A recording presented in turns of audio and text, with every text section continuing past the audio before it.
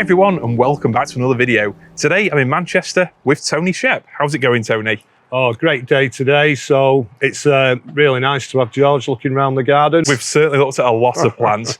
In today's video, we're going on a full-on tour of Tony and Tracey's back garden jungle here. The amount of exotics here, the evergreens, all this beautiful lush planting you see behind us here. This video is very much a deep dive into the bamboo, which you love growing. It is one of your favourites, isn't it? Got a few bamboos. More than a few.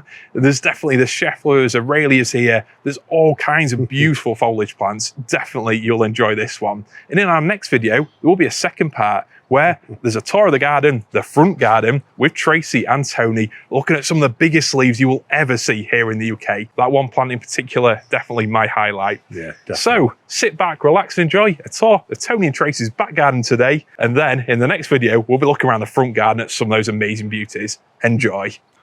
Wow, Tony, this is something special. Look at all these amazing exotic plants. What a garden. I'm impressed, I've got to say. Yeah, we do try. You certainly do. Looking around here, there's some of my favourites here. A lot of people who watch my channel, they'll know the Scheffleras, the bamboos, but here you really have got a collection. Let's have a look and see really what beauties are here. So I think some people might refer to it as a bit of a Schefflera overload, really. Is there such a thing? Yeah, well, not here there isn't, no. Because, but I mean, these are plants that people grow as specimen plants. And in this bed alone, I've got Taiwaniana, I've got Alpina, Rhododendrifolia at the back, and then you move back into the next bed, and I know that there are three more Schefflera Taiwaniana in there, and this huge one that's towering above is, yeah, this is one I've talked about in a few videos, because I actually got this from Pan Global Plants, and I was with Nick Mesa a couple of weeks ago, and we were talking about this one. I don't think he even knows what it is, because on the label he actually put Notchapana. Oh, right, okay. So, you know, go figure. And I'm not really too bothered, because it just looks amazing and it flowers every year. Absolutely. I've got to say, we've just had a quick mooch around your garden, and my first impression is you seem to have that kind of garden, or those gardener skills, where everything just grows and looks amazing. Like at Shane's garden, where all these Scheffleras, all the ferns, all the bamboos absolutely thrive here. So for people who don't know, you've got your own YouTube channel, Monton Garden, haven't you? Yeah. And you share your love of various exotic plants. You've really collected and gone deep into the bamboo sort of tunnel, haven't you? Yeah, but that's been something that's been with me for many years. Yes. The bamboo thing, sort of going back into the early 90s when I kind of discovered tropical jungle style gardening. And you've certainly refined that art over the years. But let's push through and really try to give people a flavour of this garden. So we're near Manchester, aren't we? Here. Yeah, we're on the west side, and I think if you go about a mile west of where we are, you're into quite an open rural area as well. Right, okay. So there's a lot of rainfall here. The soil seems quite rich, but like Shane, you've definitely added and amended to the soil, haven't you? So what have you used to get this just fantastic growth? Plain and simple manure.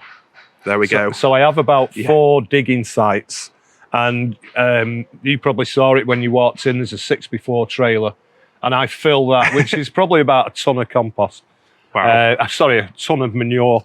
But like this bed here, I think this is the last one we built, and I bought 3 one-ton bags of compost, which went nowhere. Oh yeah, it soon disappears, doesn't it? Yeah. So we started off on this bed when we knew where it's going to be. We did the no-dig gardening thing. Yeah. Cardboard manure on it, which started it off. Fair play. And then I kind of filled the corners in where I was, because there's a Brassiops over there, so I wasn't going to stick that in pure manure, because I need to be careful. You do need to be careful with manure, you know. Of course you do, yeah. It's strong stuff, isn't it? It is strong stuff. More doesn't always mean better, does it? No. So it's kind of like certain areas we filled up with compost, and then quite literally I just filled it up with manure. And I'm sure most people remember where this onset is now. Yes. Is where our huge amoeba was. And we never expected, you know, to achieve that level of growth. Oh, that was an amazing plant, wasn't it? You got featured in national media, local media. Check out Tony's channel to really see that amoeba growing here. I'll link to the video about it below. It was an exceptional banana plant, absolutely monstrous. And it was pure accident that happened. Really? Believe it or not. Because my idea here, I was going to plant a princeps. Ah, right, okay. And a Trachyarpis princeps, and I couldn't find one. So I thought, Oh, just stick that amoeba in. That'll fill a gap for now. Oh, even this insect which you put in, is this a second year one, this one? Yeah, it's second year, yeah. I mean, just the growth on that. That reminds me of, like at our old house, they used to grow amazing. They don't really grow so well for me anymore, but I think looking through here, a real taste of things to come. We've got big leaves, we've got glossy foliage, we really have got that jungle vibe, and everything from, the beautiful Fafugium, Begonia torsa in there, everything has got big leaves and it looks like it's absolutely thriving here. Yeah, it all looks like it needs a good watering this morning at the moment. But it's not all, everything grows really well in here. And then if I pull this leaf over, you'll see this Schefflera nova, which I actually featured on my channel a couple of weeks ago when I did the garden tour. It's just gone, not doing it anymore. So, well, like myself, you're not afraid to share the things that don't work out, the failures, the lessons, and I think people enjoy, hopefully, hearing about what hasn't worked as well and what you'd maybe change if you're doing it again, don't they? So let's have a little walk around your incredible, what would you call it, a jungle style garden, or is it a bit of a tropical paradise, a bit of everything? I think a woodlandy jungle kind of thing. I don't like to give it a name really, because that's fair enough. If a plant interests me, it doesn't have to fall into that kind of category to earn a place in the garden. It's just same as myself. To me, looking around, I know he doesn't live too far from you, but Shane's garden, it's got the same kind of vibe with the Aralias, with everything just growing larger in life. More foliage and flowers here, definitely. A lot of evergreens, a lot of the hardier exotics rather than a real tender display. Yeah. But I mean, none of that really matters when you come in and you get to see things like this Tetrapanax. Just look at the size of that. How old is that plant? I think that's probably a second year. I think last year it grew quite big, and then, but this is a standard form. So if we have a bad winter, it's going to get cut back. All right. Well, let me just stand back a bit so people can see that next to you. So that is the standard form of Tetrapanax. So all the fuss and, I know you've done videos on this, the madness about getting a proper Rex and everything, the normal Tetrapanax. If you live somewhere that doesn't see the coldest winters, just look at this growth rate. That is amazing, isn't it? 2 years old. I mean, the leaves have started to drop because I could walk under this a few weeks ago. Well, we're obviously filming this now in sort of, early August time. We have had a very dry spring, a dry summer. So even here, where dry days like this are definitely rarer than for me. Things are struggling. Starting to put out its crazy leaves prior to flowering as well. Yes. Look at that. So if your Tetrapanax has those sort of more simplified lobe leaves, they often come out with sort of 3 fingers, then don't they, or 3 or 4 or something. That means there's a flower on the way. So hopefully you get to see some flowers and potentially even some fruit before winter. That's always the goal, isn't it? But it never happens. no, never ever does. But I mean, it's so easy from root cuttings anyway. You can literally just chuck a load of roots into a propagator or in a pot in the greenhouse, and 3 weeks later the little plants start coming through. They are amazing. They do kind of spread around a little bit. They're coming up here, and I think there's one in the middle. There's one right over the other side of this bed as well. Oh, they can potentially sort of pop up, but in the scheme of things, they are relatively easy to control, aren't they? Yeah, dead easy. So for people who haven't followed your channel, obviously, check it out. But you've got an open day coming up, haven't you? So this video will be going out on Sunday, which means on Saturday, next Saturday, you'll be having an open garden through the NGS. And I will put all the details about that in the video description. Definitely, if you live local to Tony, get yourselves over here and see a lot of these amazing exotic plants in person, because there really are some real beauties here that you need to actually stand next to get the scale of them. And it's not just individual plants, it's more about the ambience, the atmosphere you've created. And I think for me, one of the main sort of, style techniques you've used here is putting these big plants up and really creating a dense jungle backdrop. What are your favourite plants in this kind of area here? I have to say again, it is I have a seed grown Schefflera. This one here? Yeah. That is just amazing, isn't it? Yeah. I am so envious of how a lot of these plants thrive for you, because so many of my earlier videos were, how to grow Tetrapanax, how to grow Schefflera. But in the following years, my garden has proved to be a less than ideal home for a lot of them. But over here, where you get colder winters than me, but certainly wetter weather all year round, they are absolutely thriving. I mean, just look at that. Again, it's about the scale, the thickness of these plants, and look how many leaves they're holding. I'm just jealous. It's just envy. Well, there is a group of 3 here, because I have this thing about planting Taiwaniana in groups of 3. I mean, we'll look at that bed there, but that demonstrates it, because you just end up with this big chunk of Schefflera Taiwaniana. And if you think, you can buy these from B&M bargains now, or from a well-known retailer for £12. We're not on the BBC. You can say B&M here. Yeah, there's no problem with that. You know, you can 36 quid, and you could plant a big area up with, you know, farfugiums, get some begonias in there, nice shady area planting. I actually love how restrained you've been with the planting. Not in terms of the overall volume bit, because there's some mad plants, but just how you've let each plant, you know, have its room. So like that torso there, the size of those leaves again, they're super sized those. That's bigger than a football, and that's a little begonia. It's a hardy begonia. And I think on that subject, there's some more plants we've walked past in here, like this Schefflera Delave. That is a beastie, that, isn't it? Yeah, it's I've been really pleased with this, because even through winter of 22-23, where I had a few other Scheffleras in this bed which got totally wiped out. My own fault, because I think they were a bit on the smallish side. But this just sailed through. And what I will say about this plant is it's not very tall, but what it lacks in height, it certainly has in width as well. Yeah, I see what you're saying. And I mean, obviously my good friend Mark Goodlab wouldn't let a comment like that go without making a funny remark. But today's video is altogether more sensible, professional than that. What I will say is we both often have different ways of describing, you know, or should I say pronouncing the names of certain plants. I don't know if I'm right or you're right on stuff. We're both basically passionate amateurs that are having to go with these plants. And I think really when you come to a garden like this, it's seeing your passion for certain groups of plants that really makes the garden. You know, it's not like should we say, a garden where you've had to balance things out and have a lot of sensible flowers and everything. You have gone big on the bamboos here, haven't you? Oh, yeah. You've gone big on the colocaceae. And it really is a pleasure to visit any garden where the owner, the gardener, the curator has gone absolutely mad. And look at some of these plants. Everything just grows so well. Yeah. I think if I looked, you can kind of sum it up in bamboo, Schefflera, colocaceae, Tetrapanax. Araliaceae, yeah. And then there's a whole load of herbaceous stuff. You know, there's a lot of Rodgersias in here. And this time of the year, they're not at the best. No. They've sort of had the moment, haven't they? But I can see the flowers there, so they're definitely still in there. I mean, that's this is a lot of these Rodgersias, Kate. I mean, that looks nothing like it it was a couple of months ago. But a lot of these came from Krieg Farm. There's Krieg Colossus. And there's some of it down there, actually, which is hanging on in. Oh, I'm a bit jealous of that. That's one I've always had back in my mind. I want to have the Krieg Colossus, but I've never got around to actually make up an order. But I should say, obviously, Krieg Farm is a supplier I've mentioned years ago. Haven't mentioned much since, but a lovely nursery I'd like to go to. Obviously, we should mention your little buddy over there. Literally just walked past him without mentioning anything. What's the story there? He's just been hanging around for years. Yeah.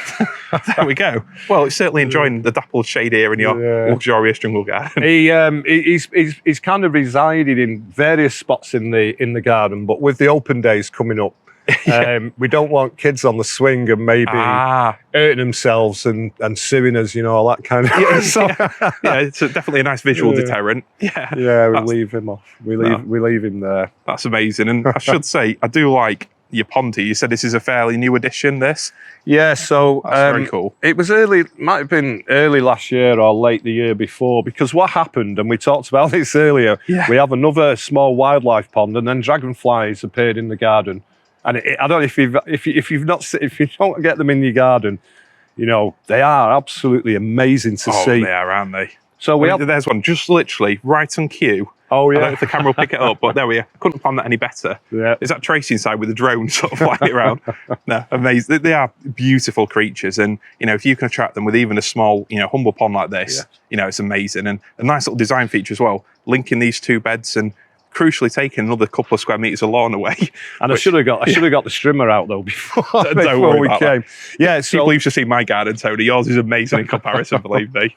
So we had this bed and that bed, and I just come up with this because I think Trace had already mentioned to you earlier, I've got an idea. And her usual reaction was, how much lawn is it going to cost me? Well, we can see, you know, visual proof of that over there, your pond project. You know, there's going to be more lawn disappearing, but I love the sort of space you've got here. We've got mature sycamores up there, we've got a birch, and over there, what is that tree, Tony? So that's Paulownia tomentosa. I know you don't see them that size very often, because I think people buy them, and we've got one what we do this with. We pollard it, you know, you get the huge leaves, but this one's been allowed to to grow full size. And that isn't the original tree, actually, because the original one's split in half. We'll see as we go around the garden, I think. It's, that's a fraction of what the original tree was, but it's still very imposing, very impressive. But that tree, if you like that, then check out our next video coming out midweek, where we're going to be looking around your front garden, and the Polonia there is something really special, isn't it? Even bigger. But let's push around. I mean, we've got, well, just... I guess really you're staying on the same theme, aren't you? You kept the same theme going, which takes a lot of restraints. And I know something you've really spoken about, leading into it, repetition and avoiding what you've referred to as a dolly mixture planting style. Yeah, I think with especially new people into tropical gardening, there is like you must have these lists. Definitely, yeah. And, I think I'm still guilty of it in some areas of the garden. But once I find something I really like, what you're seeing is me going the total extremes with that idea. I mean, people who are growing the micro-propagated Schefflera taiwaniana, this one, if I stand on here, so it's getting close on 2 meters tall, that now. But there's 3 in here as well. And I think you can see the effect more from the other side when you just see this wall of foliage. This is Alpina as well, popping out here. They are lovely plants. And obviously anyone who's watched my videos, they'll be familiar with the whole range of Scheffleras you can grow here. But what I would say is if you're new to growing these plants, definitely go out, buy them at garden centres, nurseries, even B&M and other places like that. But grow them on for maybe a year or two. Get a nice woody trunk to them before you plant them out, because it makes all the difference, doesn't it? Yeah. And these are really, really hardy. This end of the garden used to be... Still, it's probably, I don't know, we've got a bit of a structure down there now. Yeah. Really cold compared to that. Right, okay. And these are the things you learn about your garden over time. Oh, this is something we're speaking about, isn't it? Like, even when you think you've understood a garden, after a few years, things change, don't you? You get a dry year, a colder winter, and you really learn, don't you? Yeah, it's crucial. Winter 22, 23, I was working in Poland when that started. And even though it was quite, I lost a lot of expensive plants. Yeah. Coming out of it is what you've got to learn from it. Oh, absolutely. And this end of the garden was, that cost me, I think, Brassiopsis dumicola was down there, and I've still not replaced it. It is one of my favourite plants. That is frustrating, isn't it? Yeah. I mean, touching on some of the plants that not everyone will necessarily know, so this is Solanum, isn't it? This one here. Yeah, looking a bit tatty, but this is I forget which one it is now. Is it linearifolium or laciniatum? Laciniatum, yeah, commonly known as kangaroo apple. Yes, there's lovely little fruits under there which are still green at the minute, but very sort of vivid when they actually get going, aren't they? Well, there's one actually which is nearly as tall as the onset that we were looking at earlier. Yeah. So they do grow quite well. We'll come back to it, but another plant which is obviously grabbed my attention. Tony, what is this beast here? So, podophyllum. Now you've got me. We'll have to put the name in. It's a podophyllum, and I can't remember off the top of my head. So it's not Versipoli, it's Pleanthum. Right, okay. Yes, I knew it had come in. Yeah, just look at that. I mean, there we go. It is amazing. That is, wow. I mean, and look at those as well, held under there. Isn't that just spectacular? Yeah. You don't see something like this every day, do you? I think that is probably one of my favourite plants. I can see in why. The garden. That it is really stunning. That jumped out at me when we had a little mooch around earlier. It looks plastic. It does, yeah. And all these sort of, I guess, are they hairs around? I know they're sort of brittle, aren't they? Yeah. Wasn't expecting that. It really does. I mean, to me, plants like that, plants like the Araliaceae variegata or variegata, big plants like the Tetrapanax, they definitely look alien, don't they? Yeah. Like, huge claws and these really unusual fruit. I just, love this whole range of just amazing, unusual exotics we can grow here, even in the colder parts of the country. So your garden really is a triumph that shows that, isn't it? I mean, look at this. Bamboo. Yeah, that's Phyllostachys bambozoides castellonis, that one. Oh, so it's not the auricolus, this one. No, it's not Vivax. No, we've yet to come to that. Well, that is a monster, isn't it? Yeah, it's going to need a little bit. It's quite well behaved in this spot as well, although I can... For now. I can see... Yeah, I was aware...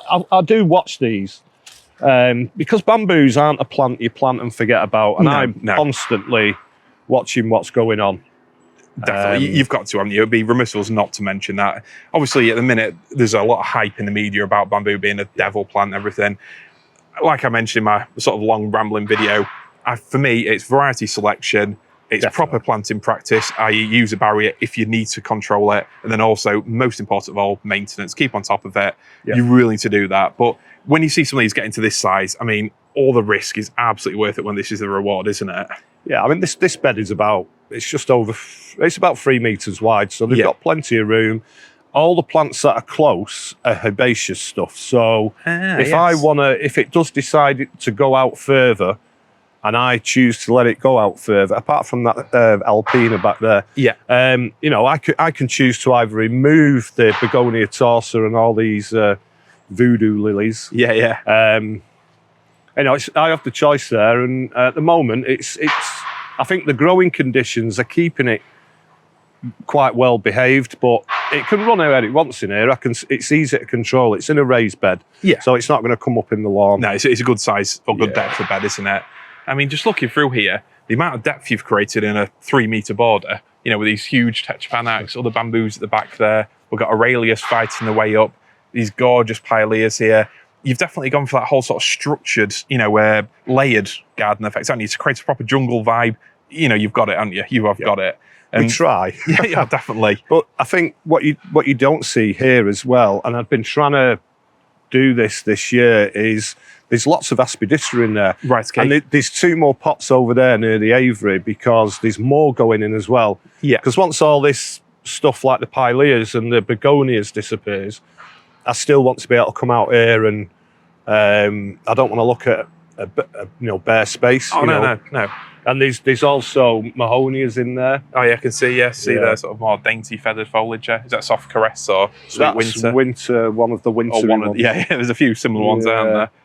But there's Shane. There was an man at Shane's a couple of weeks ago, and he's got a big pot of what he's propagated, and he went, "Do you want these?" I was like, "Yeah." And we do a lot of plant swapping, so it works. It works well. But there are about there's over 30 Mahonia soft caress in this garden, but you wouldn't know. No.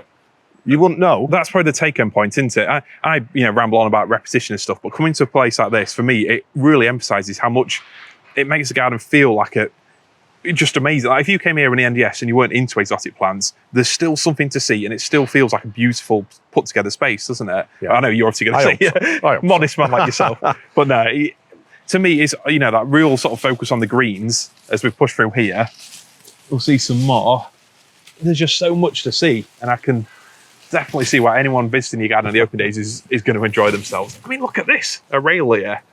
That's a bit of a monster, isn't it? Yeah, it's just standard Aralia elata, and if you plant it, it's gonna go walkabout. Yes. What you mean, like the bamboo, like the Tetrapanax, like every other plant in this border? It's a vicious sort of fight for survival, isn't it? Well, in this particular area, it is, because this is really odd.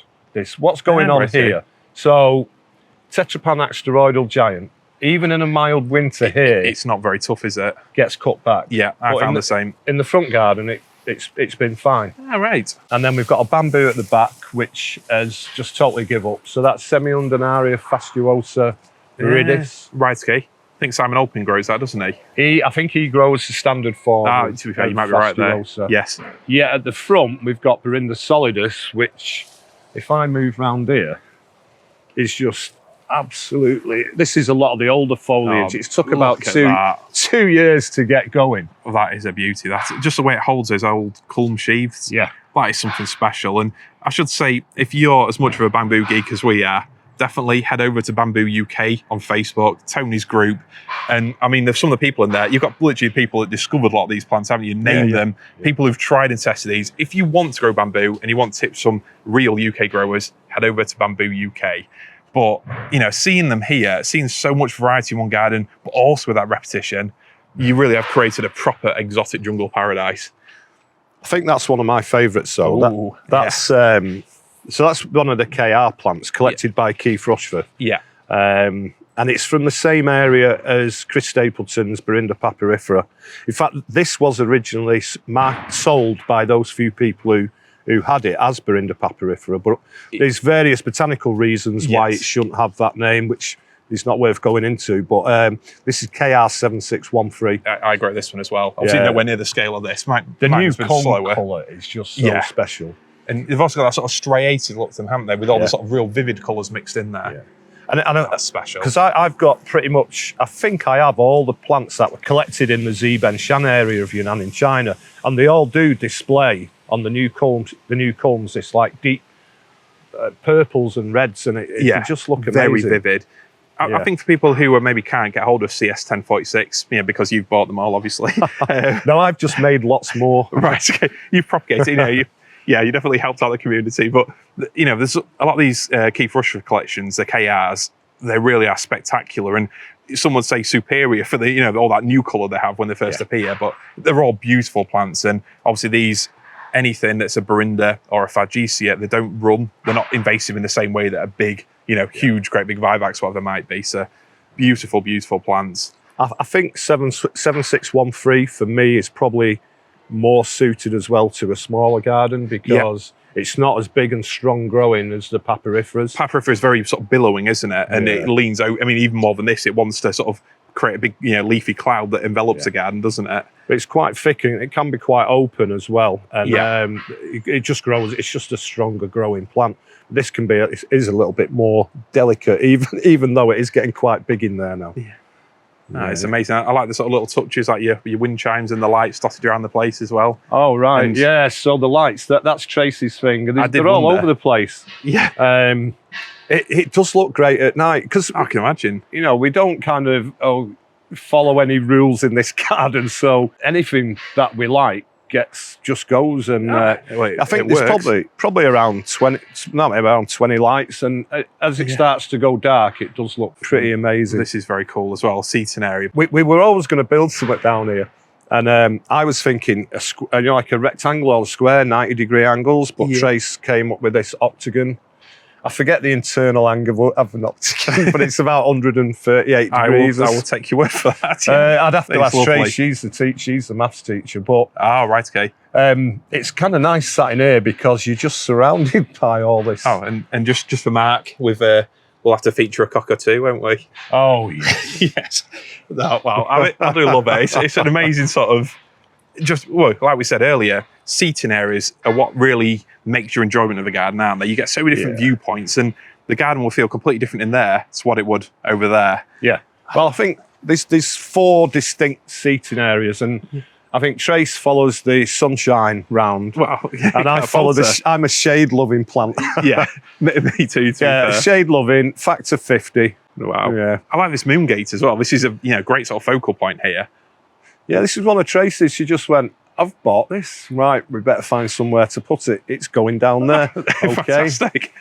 Yeah, I do like it. And I think, like with Andrew and Anne-Marie Swift, when I visited their 50 Shades of Green garden, I think when you're a couple and each person brings a different dynamic or interest or style to a garden, you really get beautiful space like this where, it's your love of completely over-the-top, ridiculous exotic style plants mixed in with a bit of style, the lighting, just those little touches, and bang, you've got a garden, haven't you? So, no, it's like a great combination. And you also have a lot of plants in pots, some of which we'll look at in today's video, some of which will feature in the next video coming up, because you're going to be selling a lot on your open days, aren't you? A lot of exotic rarities. But not my manioc grey. But not the manioc, because these are very, very precious. But, just look at these leaves. If you haven't heard of or grown manioc before, just look at that. They're like a snowflake, aren't they? Just a beautiful shape. Just amazing. It's that nature creates things like this. When you look up at them, just look at that. Proper jungle plants. And on that theme, we've got the big Araliaceae. Yeah, it's not done as well this year as I thought it would have done, but it's not been a bad year though. Looking up, it's certainly a beastly old plant. Yeah, it's just about to get. It's kind of. I've finished putting new culms up, dump of manure on it, so probably do that next week. In which case it'll just be piled up on there. That's what I tend to do with mine. I think. I can't remember if it was probably Dr. Simon Alpin, one of his, when he actually appeared on Garden as well back in the day, when he said about creating a compost heap around the base, feeding it sort of summer onwards. That's what I do with mine, just really sort of mulch them well. Yeah. You don't need to do any more than that, do you? That big dumping of any kind of organic matter, and they just seem to respond so well to it. Yeah. But mine, not as much as yours, I should say. Yeah, you can see how it's raised up in the middle, but it just disappears as well, because they are greedy plants. Oh, absolutely, yeah. When you see that, we've got a real-life panda for scale, haven't we? Just to give people an idea of how big the bamboo is. We have grandkids, so they're... you don't need an excuse. You don't need an excuse. Little touches like this are really important. Oh, of course they are, yeah. Yeah. No, it's a lovely old plant. And one thing we were discussing, well, I mentioned, I've got raised beds at home, but we're on the east side of the country, and I don't think anymore the driest part of the country is just the southeast. I think there is an east-west divide, isn't there, when it comes to rainfall? I couldn't have a raised bed and grow a lot of these big leaf, moisture-loving plants as well as you do. I just couldn't do it. For me, raised bed means dry. It means well drained and a lot of extra work. They are as well, and this one's not too bad. And it might be part of the problem in that corner is it looks like the contents of the raised bed have shrunk and there's a gap all around the edge. So, right, okay. Because at times with the plants that are growing in there, it's really hard to get in and sort out, get more manure in there. So, but this one's doing quite well, but it does get a lot added on. I mean, literally, any plants, if I've got a plant pot and something's died in it or something, I just chuck it on. It's just a dumping ground. I don't like to throw anything out the garden. Only the weeds and stuff go into the compost bin. Everything else gets reused. But I can certainly see a lot of room for future development. There's going to be a bit more on this lawn stolen. Yeah, I mean, this all came about by accident, this area, but I think there'll be a bigger seating area here over time. And again, you've got that beautiful backdrop, haven't you? Loquat there, bringing a sort of luxurious glossiness, isn't it, to the proceedings? Another Schefflera in there. Is that rhododendrofolia, that one? Yeah, that's doing quite. That's been in a few years, and it does get sort of 2-3 o'clock. It's full on sunshine down here. They're a solid grower, those ones, aren't they? I found they're not the most, we'll say, outwardly spectacular of the Scheffleras, but they just get on. They're very, very tough, very hardy, very adaptable. A good doer, I suppose you could say. Yeah. And that is really going to look amazing as it sort of winds its way up here into this space, and you'll have layers of canopy, won't you, with these big sycamores, which will be really spectacular. But I think if I'd have put Taiwaniana there, it'd have just gone. Yeah, I know what you're saying, and again, that's something where join Bamboo UK, join the various Schefflera growing groups and other things. It really is about learning from other UK growers, isn't it? What works well and what's likely to thrive in your garden. And I mean, here, where you've got colder winters than average, not far from Manchester, definitely a northern garden, but the overall effect is one of we'll say, a Himalayan glade, isn't it, with all the beauties here. So I am going to make some changes here, though. I've got far too much Varieties nitida growing. Yes. And I've also got, in pots, quite a few rare Borindas. So, I'm going to have to... Yeah, you've got to juggle things around, haven't you? And there is another Borinda papyrifera there, CS746. No, you're just bragging now, aren't you? Yeah. But I'm probably going to move it because if we have a cold winter, the culms it's put up the previous summer, I lose them. I had some beautiful culms going in winter of 22, and they just went crispy. So because if they would have been a year older, they'd have been fine. Yeah, like a lot of things like tree fern fronds and everything, they need a certain amount of hardening up, don't they? Yeah. And but then my other Borinda papyriferas further up the garden are absolutely fine. Yeah, all right. Well, on that note, let's walk up this way. I mean, tell people about this project. I know you were saying you need to tidy things up, but I love seeing a garden where, it looks amazing as it is, but you're still ploughing ahead. It's definitely a true plants person's paradise, isn't it? Where you want to do more, you want to add this and add that, and what is going to be here? So this is going to be a large koi pond. It's something we've been thinking about for a while. What you see in the middle is the area of the pond, but I couldn't just have a pond. It's a good excuse to plant more plants as well. So either side definitely is kind of following the theme of the garden. We've got these 2 sleeper planters. I'm probably going to have palms in this end, probably waggies and stuff. Can't fault you. The pond will have a roof on it, which is going to create shade. Oh, yes, I can see that, yes. In reserve, I have even more Schefflera Taiwaniana. I can imagine a conversation where it's, Tracey, would you like to have some fish in the garden? Yeah, that'd be fantastic. And then you sort of had to drop in that there's going to be 2 extra raised beds of plants either side of it. Yeah, and that's going to be amazing. But all this bed here will come forward as well. Oh, so you're going to expand that as well? Yeah, so it's coming. There is bits of string running down the garden. You can see the line of sleepers down there. Yeah. That'll kind of just going to follow through here. Wow. So I've got all this planting area as well. So in a way, this is going to sort of mirror the far side with a bit more herbaceous planted in front, is it? Yeah. And then you've also got this pond almost mirroring the one that's over there, haven't you, as well? It does kind of mirror some of the lines match up, because I did it all with laser kind of... I wanted some degree of symmetry. Yeah. but not. Yeah, similar. I Yeah. actually, I did my first podcast recently, and I'll put a link to it in the description when it actually comes out. But one of the things in that I felt myself saying time and time again, probably too much, was that sort of mixture of formality and informality. If you've got a little bit of structure there, you can go a little bit crazy with the planting, can't you? And it's if you've got an edge there, but then plants growing over the edge, it just looks so awesome, doesn't it? Yeah. It's like that sort of, like sleepers can be a little bit balls in your face, but the way you've got over there, all the bamboos and your trailing plants just, gently creeping over them. It just looks so natural, lived in, and really fits that jungle style so well, doesn't it?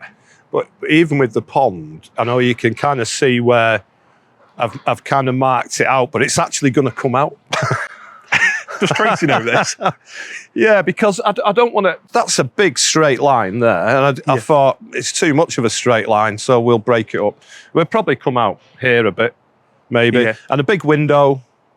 But the pond, for anyone watching this who's into ponds, there is, I kind of got, I've watched that many pond videos, I'm kind of sick of watching them. I'm not building it out of sleepers. Right, okay. I'm building it out of concrete blocks. Right. It's going to go down about 1 metre. Wow, yes. So anybody who's got a mini digger going, it's going to go down about 1 metre. And we're going to kind of clad it in some wood sort of stuff to blend in with the sleeper effect the rest of the garden's got. And there's going to be a big window. Lovely. I can see it already. That'll be amazing. And if you want to see Tony's progress, obviously subscribe to your channel. I imagine you'll be sharing, your progress and journey and learnings on the way, won't you? And we've got more raised beds just popping up all over the lawn. Actually, Tracey must have noticed this lawn rapidly disappearing over the years. It must have been a bit of a subject of discussion. I mean, we could set more out, but we've got 2 dogs, we've got 4 grandkids between us, and for the grandkids, it's a bit of an adventure around here. Yeah, they must love it. So they're going to really enjoy the winter in the koi pond, as is Bob, our retriever. Oh, absolutely. I mean, our garden is really long and narrow, which is, it's amazing compared to a small garden like we had previously, but it is still long and narrow. I don't have the room to have lawn and, all these sort of winding paths around the sides. And coming to something like this, it definitely makes you jealous or long for a larger space where, you can set it out like this. Every time you've got a border in the middle of a garden, you can sort of see it from every angle, can't you? It has a lot of functions. Rather than just being a journey, you've got lots of different, areas to sort of hide out and, explore and mooch around in the morning. Beautiful. But let's talk about this bed here.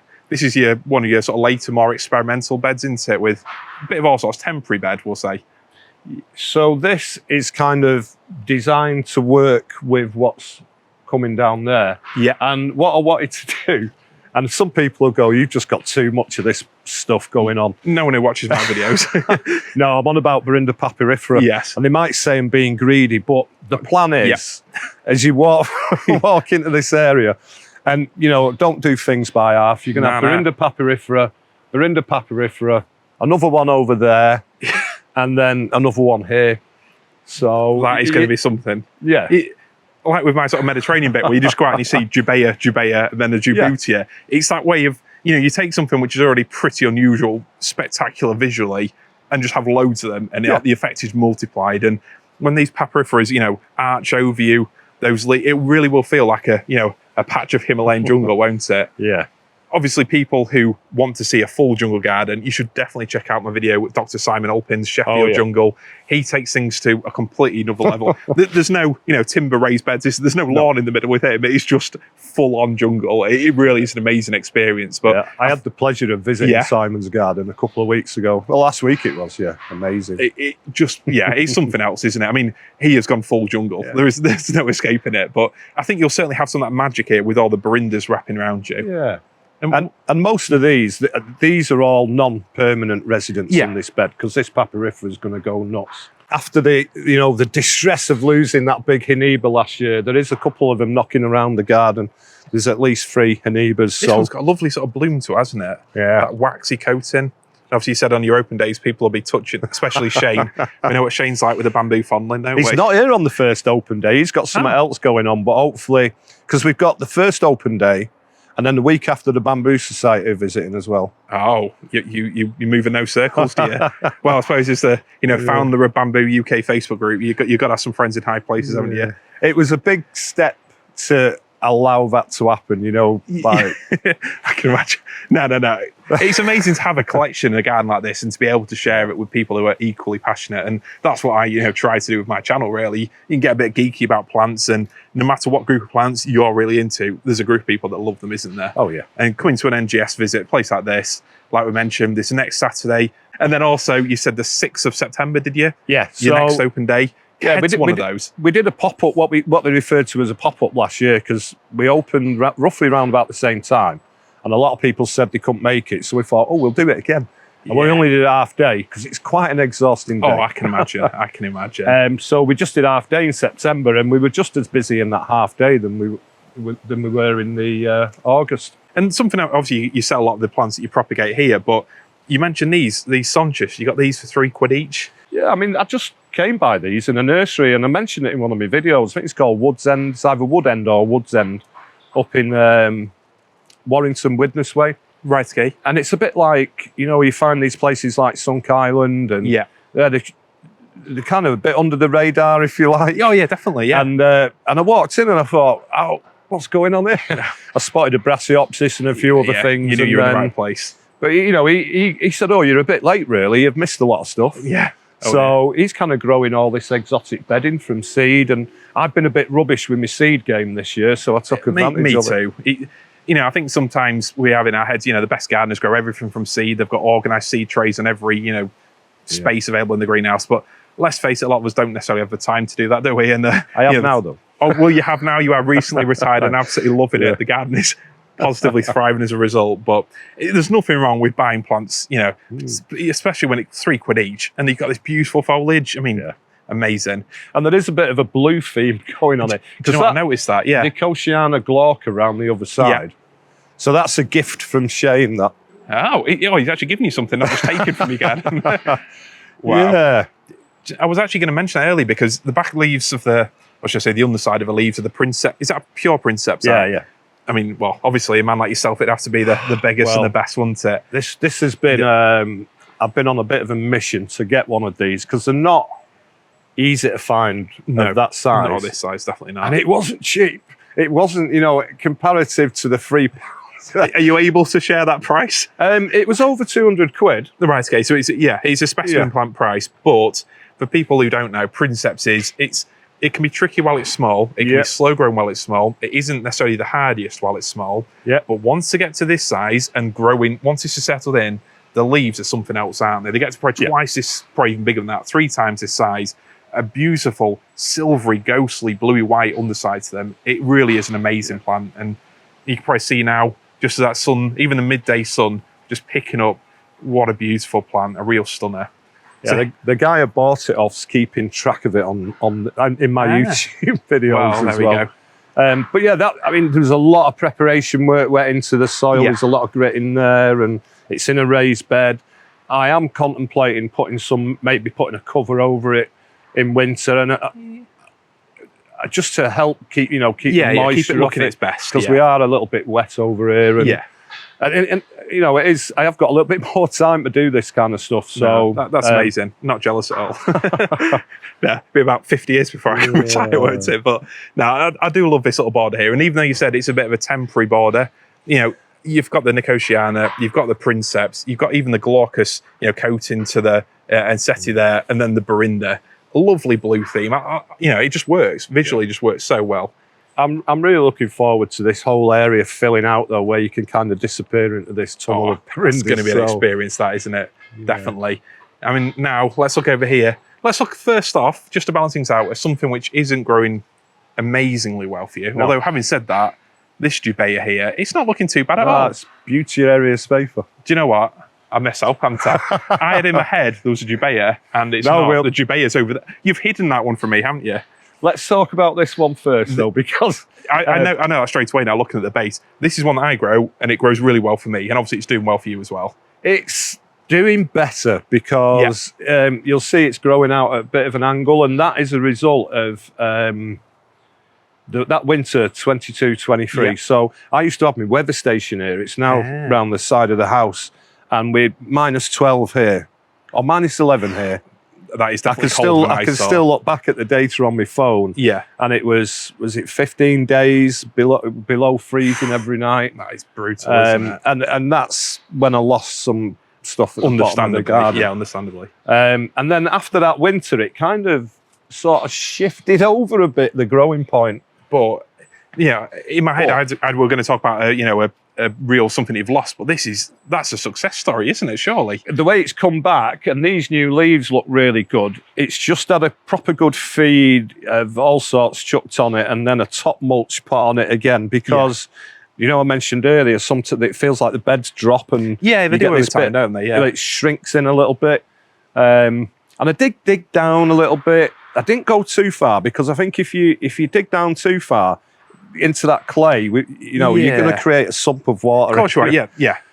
So this is something, again, I spoke about in my videos.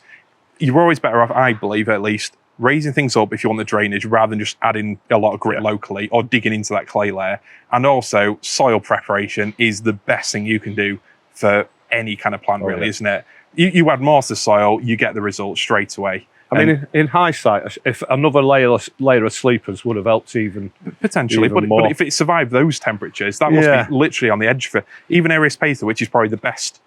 Definitely maybe second place to Jubea, would you say, in terms of hardiness as a feather palm? From what I've found, yeah. But the Jubea for me is another story. Well, so as actually we also saw at Shane's garden and Simon Alpin's, none of the Jubea seem to do very well. So probably a bit too much moisture maybe this side of the country, I think, potentially. Yeah. But all that moisture has helped this beautiful border thrive, hasn't it? Yeah. So these, we went down we used the Shane Bilson method of... The Shane Bilson method, trademark now, isn't it? Yes. So, land drain, tubing.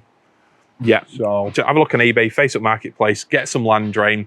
Have a look, if you haven't already seen it, my video, look around Shane Bilson's garden. Basically the same as this, but with more bamboo fondling, if I remember correctly. The similar style of plants, hasn't he? But, I mean, Shane, he knows his stuff, especially when it comes to hardiness and really learning his garden. Like some of his tips about planting, was it begonias he used?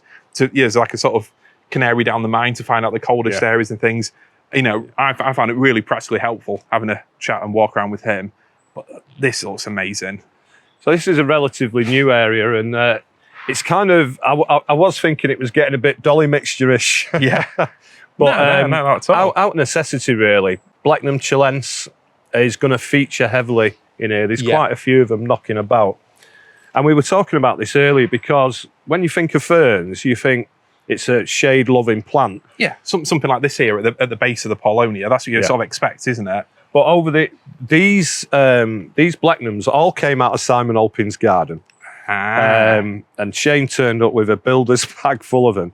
So I kind of scattered them around a bit. There wasn't any over this side of the garden. They were all over on the shady side. Right, okay. And they didn't grow well at all. And then, so these have literally been in here, I don't know, 10, 12 weeks, and they've just shot up.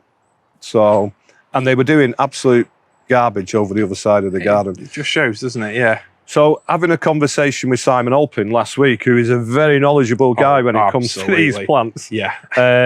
He said, yep, that sounds about right. Don't assume just because it's a fern, that it's going to, grow well in. I think often it's a case of, or potentially in our sort of, native habitats and things, we see ferns in those environments because they're the only things that can survive there, aren't they? But the reality is a lot of these ferns, especially from, like the Himalayas, we'll say more, the areas of higher altitude in the more tropical countries, they probably need a bit more light than we can offer, don't they? And I think probably the key thing is moisture.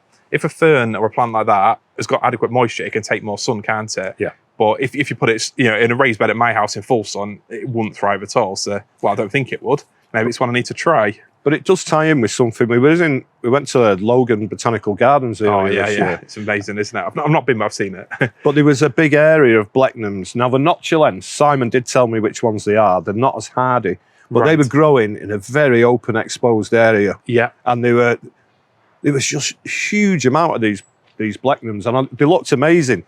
And I thought, I like that, and I want to apply that on a smaller scale in my garden. Oh, you've achieved it already. Well, it is happening over there with Blechnum chilense. Just the pitch you've created in just 10 weeks, Persicaria, Pilea, Cannas, riciness, a bit of everything, but all that harmonious green. And it, it looks beautiful, doesn't it? For something that's so recent. Definitely. I'm really enjoying the pilea in the garden. They're a bit pale over this side, but that's part of it. I've never really planted them in so much sun. No. I mean, this time of the year where the sun's quite high, the Paulownia does offer a degree of shade on that bed. Certainly. But over the other side of the garden, you can probably see and appreciate the nice deep green colour of the leaf. Let's go and have a look. So we'll not focus too much on the Jubaea. We'll talk about which is that literally the one plant that I could probably grow better than you can. I think they just look absolutely amazing. This is Pilea insolens, this. That is something special, isn't it? Yeah. Like we were saying earlier, on a basic level, the leaf shape, it looks hydrangea-ish. There's nothing amazing about that. But it's all this patterning. Just look at that. It glimmers, doesn't it? It's like an almost pearlescence to it. And they're so easy, from cuttings. It's like they're probably the easiest plant I've ever propagated. Wow. They are so easy. No wonder you've got them spread around the garden. It's, such a beautiful foliage plant. I think from this side as well, you can see this full big area of Schefflera taiwaniana. And there is under here a hybrid Schefflera. I think it's Gracilis taiwaniana. It's been quite fast growing. It's amazing. Yeah, but I've let the Ricinus grow at odd angles and pinned them up. But no, they give a different leaf shape, don't they? And something different for summer. Create a different look. And up here, obviously, the solanum flowering away. Touch of colour in an otherwise very green and, lush and verdant garden.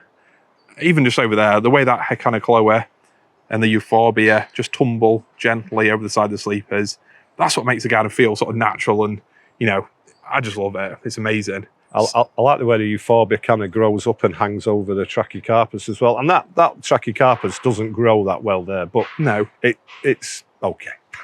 It's more than okay. It's amazing. I mean, if you had to give a few sort of tips to people who they're maybe just getting into jungle gardening, the tropical style exotic plants, they want to create a garden like this. They live in a colder area, maybe up north somewhere. What would you really say? What would be your actual tips for? Presumably you'd start with the evergreens, wouldn't you? Like at Simon's, like at Shane's. The Scheffleras, the bamboo. That's what really creates that atmosphere all year round, isn't it? Yeah, I think don't be afraid to plant in numbers, even in a small garden. Like plants like Trachycarpus. Plant 5, and you plant them small, they soon get going. I think we mentioned Simon Alpin again. Yeah. I did ask him how many Trachycarpus he had in his garden, and I'm sure he'd mentioned at some point it's about 58. Oh, I can believe it. I mean, if you count seedlings, it's probably about 2,058, isn't it? But not even exaggerated. Yeah, I mean, but the prices of some of these plants now as well.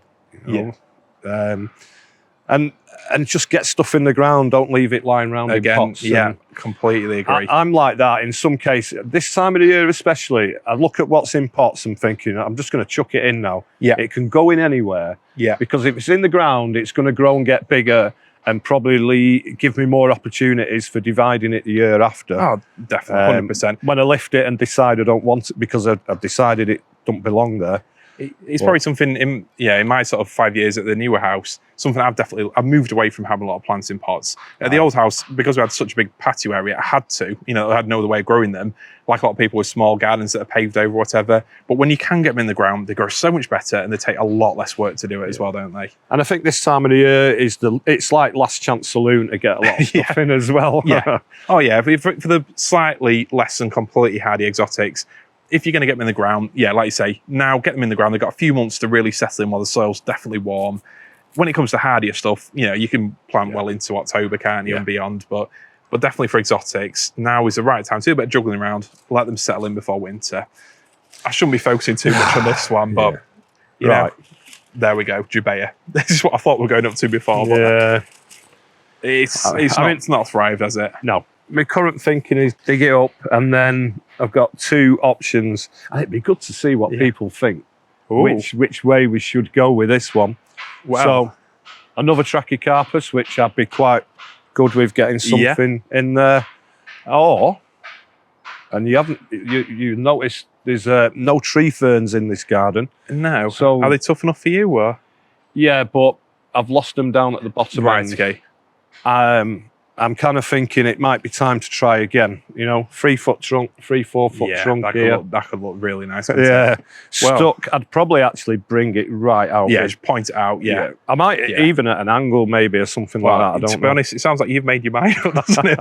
But feel free to let us know in the comments below, or head over to Tony's videos and let him know your suggestion. But one last thing before I walk away from this area here, obviously we've got the Blacknums with their amazing, very robust foliage. What is this beautiful ground cover here with this almost sort of iridescence to the leaves? Can't remember. Well, I knew you'd ask me that. Don't worry. But we will find out what it is. Somebody had some off me, and they did ask me the name, and I do need to find the name because it's dead easy to propagate. And just look at that, the way the light hits it. It's got a sort of bluey tone to it, hasn't it? Yeah. That's very special. I don't know how well it'll come up on camera, but I love that there. That's something I need to grow in my garden, that. But honestly, I've enjoyed this walk around today, and I hope everyone watching has got something from it. In the next video, I will be continuing our tour with Tony, and we're looking at the front garden, won't we? Yeah, it's a little bit different because it certainly is. Tracey's put her touch on there. We need to get her out for the next video, don't we? Well, we'll have to see what we can do. Let's get Tracey out and show some of the plants around the front, because if you thought these ones are big, you've definitely got some bigger leaves in the front garden, haven't you? So thank you very much, Tony. I've enjoyed this walk around. If you enjoyed this video, check out my tour around at Shane Bilson's jungle garden, Simon Alpin's amazing Sheffield jungle, or head to Tony's garden, even better still, this weekend for the open garden, or join Bamboo UK over on Facebook. And lastly, Tony, what's your YouTube channel again? Monton Garden. Monton Garden. A link in the description below. Thank you very much, Tony. My pleasure.